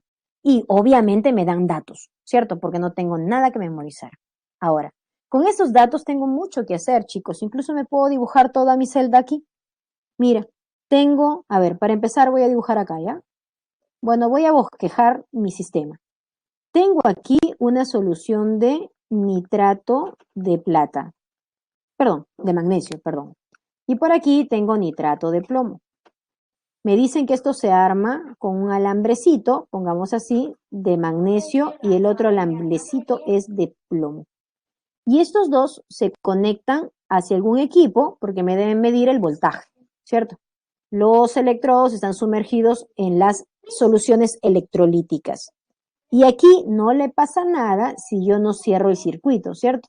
Llamado puente salino. Ya armé mi esquema, pero quiero saber quién es el ánodo y quién es el cátodo. Voy a ver mis datos. Observo. Me dicen, aquí voy a analizar, ¿eh? Que el magnesio pasa de más 2 a 0, o sea, se puede reducir con una facilidad de menos 2,37 voltios. Y que el plomo se reduce con una facilidad y pasa de más 2 a 0 con más 0,13 voltios. Bajo esos datos, muchachos, díganme, ¿quién se reduce? ¿El plomo o el magnesio? Fíjate los valores. El que tiene mayor potencial de reducción se reduce. Dime, ¿quién se reduce? ¿El plomo o el magnesio? Perfecto, perfecto, chicos. El plomo. Y entonces tú ya lo decidiste. Ojo, el plomo se reduce, va. Tú dices, bueno, si el plomo se reduce, él va a ser mi cátodo. Y entonces, quien se oxida será el ánodo, en este caso el magnesio. El flujo electrónico va del ánodo hacia el cátodo, así van tus electrones, ¿cierto? Ahora, aquí puedo observar una reducción para el plomo y una oxidación para el magnesio, ¿cierto? Una reducción para el plomo y una oxidación para el magnesio. Puedo medir, me están pidiendo el potencial de la celda. Antes de eso me decían, ¿quién está en el ánodo? Bueno, en el ánodo está el magnesio. Ya está, primera respuesta. El potencial de celda, sabemos, se calcula como el potencial de reducción, ¿cierto? De lo que pasaba en el cátodo con respecto a lo que pasaba en el ánodo. Y tú ya lo analizaste. En el cátodo estaba el plomo, él se reduce. Y en el ánodo está el magnesio, cuidado con el signo, 2,37 voltios. De tal manera que si sumamos, el potencial de la celda es 2,50 voltios. Es esta la cantidad de voltaje que me debe de generar en el sistema. Ya está, respondida mi pregunta. Ahora, incluso, voy a ir un poquito más, ¿ya? Vamos a hacer el diagrama de celda. ¿Te acuerdas del diagrama? El diagrama primero va el ánodo, luego va el cátodo. Vamos a poner el diagrama. A ver, ¿cuál era el diagrama? Ánodo. ¿Qué pasó en el ánodo? Magnesio. Y me dices el magnesio se oxidó. O sea, pasa de 0 hacia carga más 2, que es lo único que tiene el magnesio. Entonces digo, magnesio que estaba en el alambre ha comenzado a disolverse y ha pasado a magnesio más 2 de una solución acuosa. Tengo mi tesalina importante. Y por aquí, si acá tengo el ánodo, y pongo el cátodo, ¿cierto? Y en el cátodo, ¿qué observo? Plomo pasa de carga 2 de la solución acuosa hacia plomo sólido. O sea, este más 2 va a comenzar a depositarse, ¿cierto? A depositarse.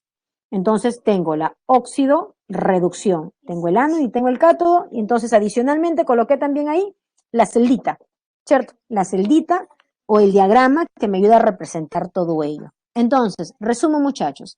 Para una celda galvánica o voltaica, tú necesitas identificar quién se oxida, quién se reduce. En base a eso sacamos todo. No te olvides, esos datos a ti te dan. Necesitas reconocer, el que tiene mayor potencial de reducción se reduce, el otro se oxida, punto. El resto fluye, ¿ok? Hasta ahí es la parte teórica, chicos. Lo que ahora viene es la resolución de los ejercicios. Así que empezamos. Primera pregunta. Tengo, la electroquímica estudia la interrelación entre reacciones redosis corriente. Ya hemos visto. Pregunta, ¿involucra todo tipo de reacciones químicas? Todo tipo, falso recontra falso. Solo involucra reacciones redox, no cualquier tipo de reacción. ¿La unidad de carga eléctrica es el Coulomb? Correcto. ¿Las soluciones acuosas son conductoras de primera especie? ¿De primera? No. Ellas son de segunda especie. Perfecto. Recuerda que las de primera especie eran los metales, ¿cierto? Los metales y no te olvides el grafito. La clave es la B. Perfecto. Primera pregunta, la clave es la B. Sigo. Pregunta 2. Ahora me hablan con respecto a los procesos. En ambos se lleva a cabo semireacciones de oxidación-reducción. Correcto, porque eso es redox. En los galvánicos se producen reacciones redox espontáneas. Correcto, natural, no requiere de un agente externo. Tercero, hacen uso de dos electrodos, siempre dos electrodos, uno llamado ánodo y otro llamado cátodo, a óxido, a la reducción. Pues esa será la incorrecta. Dice, ¿en los electrolíticos se usan puentes? No, los puentes, esto es falso. Los puentes se utilizan en las pilas, ¿cierto? O en los galvánicos, si tú quieres, en los galvánicos. Bien, bien, Félix. Pregunta 3. Ya, por partes. Me hablan del cloruro de magnesio fundido e inmediatamente es esto. Este es el cloruro de magnesio fundido. Si a él yo le doy corriente eléctrica, debo generar magnesio y debo generar cloro, ¿cierto? ¿Cómo lo genero? Entonces analizo. Este es el magnesio que tiene carga más 2 y ese es el anión cloruro. El magnesio, el catión magnesio, debe de ganar electrones para pasar a magnesio elemental. Mientras que el anión cloruro debe de perder electrones, 2 segundo balance, ¿cierto? Para obtener tu cloro gaseoso. Entonces, esto es la ganancia, una reducción, esto es una pérdida, una oxidación. La reducción sucede en el cátodo, la oxidación sucede en el ánodo. Ya está. En base a ese análisis, ¿qué tenemos? Los iones magnesio se oxidan y se dirigen hacia el cátodo. Los iones magnesio se reducen porque ganan y se dirigen hacia el cátodo. Por lo tanto, esto es falso. No se oxida, se reduce. Producto de la reducción, ok. Producto de la reducción, se genera cloro molecular. Tú dices, a ver, Producto de la reducción se genera magnesio. Se genera cloro también, pero no producto de la reducción, sino producto de la oxidación. Por eso esto es falso. No se genera cloro en la reducción, se genera magnesio. Se transfieren 2 moles de electrones por cada mol de magnesio. Mira, se han transferido 2 de electrones por cada mol de magnesio formado y eso es correcto. Falso, falso, verdadero, la clave es la B también. Clave B. Sigo. Pregunta 4. Dice, para determinar la masa necesito peso equivalente. Me hablan de 2 sustancias. Sulfuro de aluminio y me habla de, por acá, sulfato de níquel. Ya, entonces, en ambos casos, lo que yo necesito es la sustancia o la solución del cual se quiere obtener el metal. En este segundo caso, tengo que el níquel 2, dice acá, más 2, de esta sustancia, del níquel más 2, sale níquel sólido, que es lo que yo quiero obtener. Y en realidad él gana 2 electrones, ¿cierto? De níquel más 2 pasa a 0, ganando 2 moles de electrones. Tanto. Su equivalente será su masa molar, que es 68, entre el número de moles de electrones transferidas por cada mol de níquel formada. O sea, aquí esto es 9, pues, ¿no? 29, en este caso. En el caso de aquí, el aluminio, su único estado de oxidación es más 3, no tiene otra cosa. Y el aluminio pasa de más 3 hacia 0, porque es lo que yo quiero obtener. Por eso es que él debe de ganar 3 electrones.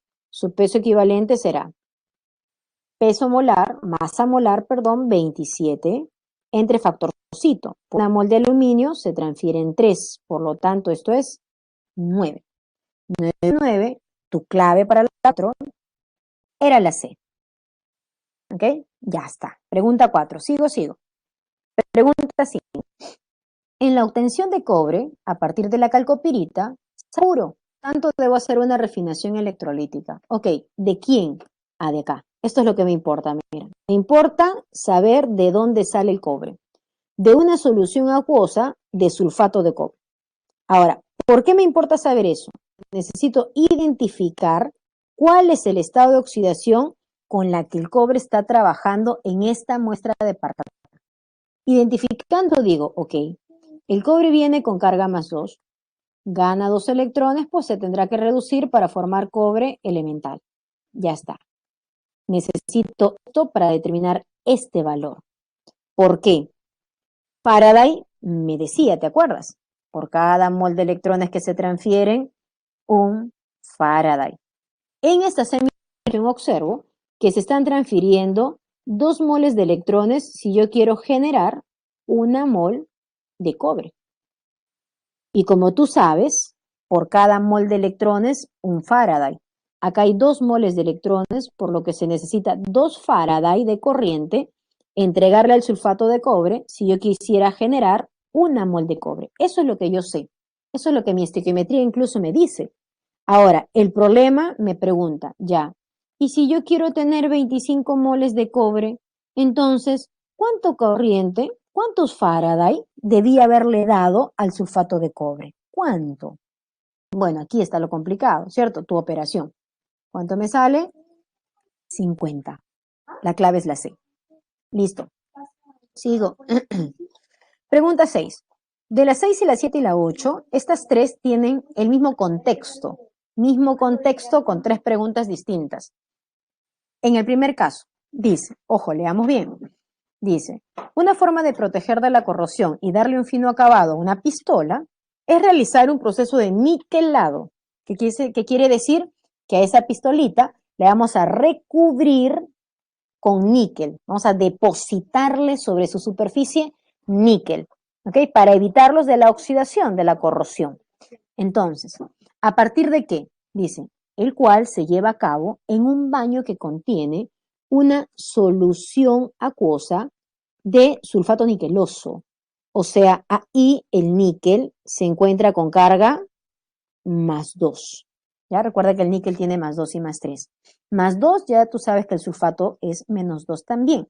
Entonces, ahora, ¿qué sucede? Si esto es una solución acuosa, Si es acuosa, dime qué es lo que se genera. Pregunta, ¿le pasa o no algo al níquel? Recuerda. Grupo 1A, 2A, 3A. No le pasa nada. El níquel. ¿Se deposita níquel o no? Incluso ni para pensar mucho, porque aquí me dicen que es un proceso de niquelado. O sea, sí o sí le pasa algo al níquel. Se deposita. Entonces, pues, ok. El níquel va a pasar de carga más 2, ganando 2 electrones y se va a depositar. Ya está. Entonces, si hay una ganancia, él se está reduciendo. Y esta reducción ya sabemos que pasa en el cátodo. Hasta aquí ya tengo una respuesta. Porque si quiero niquelar, ¿cierto? Si el níquel se va a generar en el cátodo, ¿dónde debo colocar mi pistolita? Para que se pegue el níquel, para que se deposite el níquel, pues lo debo colocar ahí, en el cátodo, ¿cierto? Para aprovechar que el níquel se va a reducir, como dice Astrid. Entonces, si el níquel se reduce, dime quién se oxida. ¿Quién se oxida si es una solución acuosa? ¿Quién se oxida? No, no se oxida el oxígeno. Se genera oxígeno, sí, pero quien se oxida es el agüita, pues. El agüita se oxida para generar oxígeno, es otra cosa. Ya está. Y eso debe estar generándose en el ánodo. Entonces respondo, ¿dónde debo colocar mi pistola? En el cátodo. ¿Y qué se genera en el otro electrodo? Pues se genera oxígeno en el ánodo. Y es por eso que ya habrás marcado tu clave, la C. Muy bien, el agua. Perfecto, Astrid. Pregunta 7. Determine la masa de níquel en gramos depositada sobre la pistola, si por la celda ha circulado esa cantidad de corriente. Ok, entonces quiero la masa de níquel, ¿ya? Entonces, veíamos que el níquel viene de carga más 2, gana 2 electrones, se reduce y pasa a níquel sólido. Quiero determinar la masa de níquel. Sencillo entonces. Peso equivalente, ¿cierto? De níquel por intensidad por tiempo entre 96.500. Y ahí acabó, el resto es tu matemática, ¿ya? Te lo voy a dejar indicado nada más. Esto es igual. Peso equivalente. 58, que es su masa molar, entre 2 por una mol de níquel que pesa 58, su factor es 2. Me dan la intensidad, 3,65 amperes. Me dan el tiempo, 2000 segundos, entre 96.500 coulomb. Amper por segundo coulomb, te sale la masa exactamente expresado en gramos, ¿cierto? La masa de níquel. Y esa pregunta 7, tu clave debe ser, a ver si operamos, esto sale 5,8. Muy bien, Félix, 5,8. Perfecto, pregunta 7. Pregunta 8. Dice, determina el volumen en litros medido a condición normal. Entonces, hasta aquí tú dices, bueno, condiciones normales, me hace recordar un valorcito, ¿te acuerdas? 22,4, ¿no? 22,4 para una mol de determinado gas medido a condiciones normales. Bueno, dice, si se ha depositado 11,6 gramos de níquel. Entonces digo, a ver, un momentito. En mi reacción, voy a repetir, el níquel ganaba 2 electrones y se depositaba. En el caso de la agüita, veíamos que el agua generaba oxígeno, ¿cierto? Y en base al balance, yo completaba con esto. Ya está. Entonces, por ganancia de electrones se formaba el níquel y por pérdida de electrones se generaba oxígeno. Ya está. Estoy recordando, ¿ya? Recordando, esto me sirve. Ahora, tengo la masa de níquel, pero a mí me piden volumen de el gas producido, que será el oxígeno. Entonces, por aquí puedo aplicar la segunda ley y decir que la masa de níquel debe ser proporcional a la masa de oxígeno que se generó, ¿cierto? De acuerdo a sus pesos equivalentes, ya que en ambos casos circula la misma cantidad de corriente por el mismo intervalo de tiempo. Y entonces solo voy a reemplazar. La masa de níquel me han dado de datos 11,6. El peso equivalente del níquel ya lo había trabajado en el programa anterior, 58 entre 2. Masa de oxígeno no sé, pero su peso equivalente sí. Su masa molar es 32 y el factorcito es, por una mol de oxígeno que pesa 32, se transfirieron 4 moles de electrones. Y ya está. Al operar, ¿qué tenemos? Me sale que la masa de oxígeno es 3,2 gramos. Esa es la masa de oxígeno formada, pero necesito el volumen, necesito volumen. Entonces voy a repasar estequiometría anterior, porque anteriormente yo sabía 1 mol de oxígeno que pesa 32 gramitos a condiciones normales ocupa 22,4 litros, eso es lo que tú sabías. Ahora, si la masa es 32 gramos, ¿qué volumen ocupará? Es 3,2 gramos. ¿Qué volumen ocupará? Pues al operar tenemos 2,24 litros. Ese es el volumen ocupado a esas condiciones. Clave A, 8, clave A. Voy acabando. Problema 9. En este problema 9, ¿qué tenemos? A ver, es un problema bonito. Mira, ya tengo, dice, bueno, se habla de los marcapasos. La pila para que funcionen los marcapasos es de 2,80 voltios. ¿Ok? Así funciona el marcapaso, con 280 voltios. Listo. Ahora, por separado, vamos a armar una pilita, ¿ok? Que tiene la finalidad alcanzar ese voltaje. No lo sé si lo alcanzará, voy a analizar. Pero esta es la pila que ya se formó. Acá no tengo que estar pensando, ay, quién se oxida, quién se reduce, voy a dar mis valores. No, porque ya te dijeron que esta es la pila que se armó. Lo único que tú tienes que identificar es qué pasó. El manganeso pasó de 0 a +2, o sea, se oxidó. Y el oro pasa de +3 a 0, es decir, se ha reducido. Y entonces, primera pregunta, ¿la representación de la celda es esta? Tú dices, bueno, a ver, de 0 a +2 se oxida. Entonces, de 0 a +2 se oxida, correcto, va el ánodo. De +3 a 0 se reduce, cátodo. De +3 a 0 se reduce. Identifico sólido, acuoso, acuoso, sólido. Sólido, acuoso, acuoso, sólido. Perfecto. Esa es la representación para mi celda. ¿Por qué? Porque la ecuación me la dijo. Segundo, ¿este es un fenómeno espontáneo? Bueno, para saber que es espontáneo, tengo que calcular el potencial de la celda, pues. O sea, para saber si es espontáneo es porque me generó corriente. A ver, ¿cuánta corriente me habrá generado? En el cátodo menos potencial de reducción en el ánodo. ¿Quién está en el cátodo, chicos? En el cátodo está el oro, ¿cierto? Porque él pasó de +3 a 0. Además, él tiene mayor valor ahí. 1,50. Menos 1,18 voltios. Ya está. Opero y el potencial me sale más 2,68 voltios. Entonces, mi pregunta es, ¿el proceso es espontáneo? Correcto, sí es espontáneo. El proceso es espontáneo cuando el potencial de la celda es arriba que 0. Ahí es espontáneo, porque te está generando corriente. Correcto. Tercero, dice, ¿y ese marcapaso funcionará con ese voltaje si yo tengo esta reacción? ¿Funciona o no funciona el marcapaso? Dice, bueno, el marcapaso necesita 2,80 de voltaje, como mínimo. Pero la pilita que yo he armado solo me da 2,68. Por lo tanto, si bien es cierto, mi pila funciona, pero en el marcapaso no, porque en el marcapaso requiere mayor voltaje, requiere 2,80. Por lo tanto, ahí no funciona. Para mi marcapaso no, para otra cosa sí, ¿no? Para el equipo de sordera que requiere menos, tal vez, pero para mi marcapaso no. De tal manera que la clave es la B. Último ejercicio, chicos. Problema 10. Esto es similar a lo anterior. Mira, con la finalidad de prender el foco de una linterna, es necesario como mínimo 1,25 voltios. Nada más necesito 1,25 voltios. Ya. ¿Qué más me dice? Para lo cual, ¿no?